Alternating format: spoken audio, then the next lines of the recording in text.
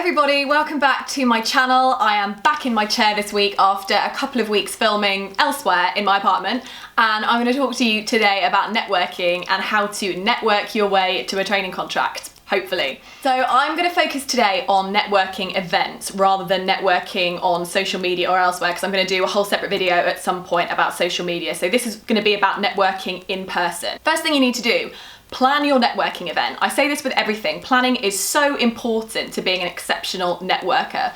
So you first of all need to find out what type of event that it is you're attending. If it's a law fair, watch my law fairs video because I'm not going to go through the same stuff again here. Is it an informal networking event? Is it an open evening? Is it a workshop? Is it speed networking? Find out what type of event that you're going to, because that's really key to your planning, because you need to plan your time and know how much time you're going to have with each person.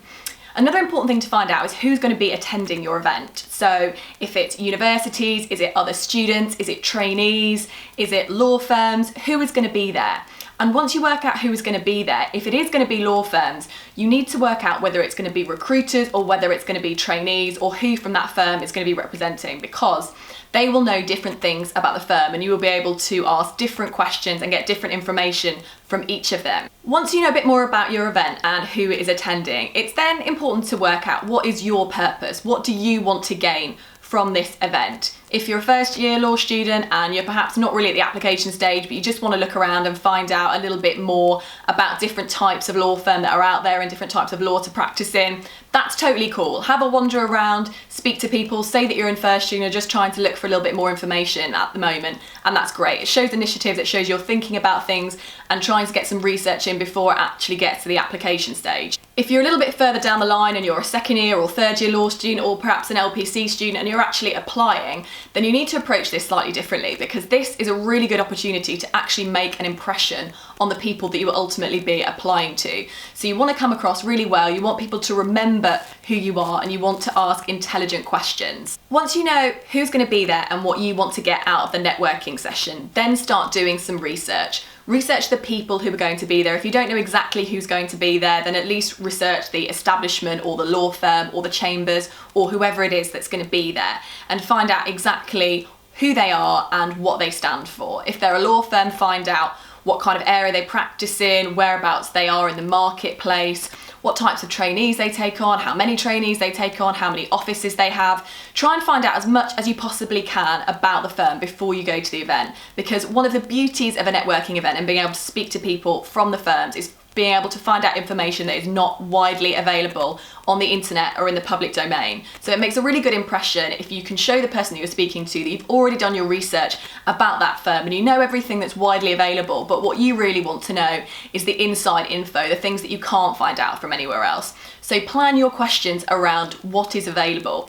Also, I mentioned previously the difference between recruiters and trainees. So recruiters are the people who are going to be reading your application form. So they know a lot about the training contract process, they know what they look for in trainees, what kind of trainees they take on. So you need to ask your questions about the application process more towards the recruiters. However, recruiters don't work in the business in the same way that you will. So they won't know anything about being a trainee, a day in the life of a lawyer in that firm, or how the firm operates on a day-to-day basis. So those are the questions that you want to direct towards the trainees or the solicitors. Always remember who you've spoken to as well.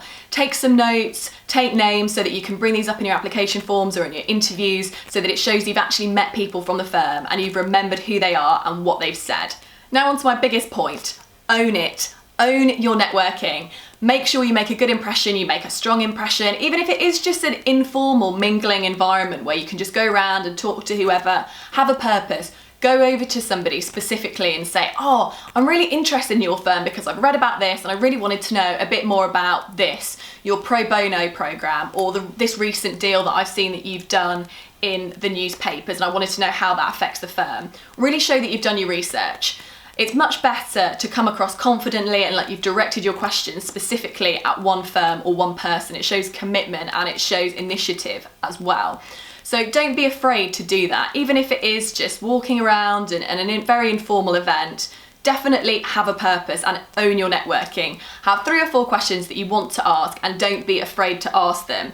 And don't worry about taking a long time with 1 or 2 different people. It doesn't matter how long you take. This might be your one opportunity to speak to the recruiter or the trainee from your dream firm. So even if there's a queue of people behind it, don't worry about it. This is your time. Take it and use it to the best of your ability.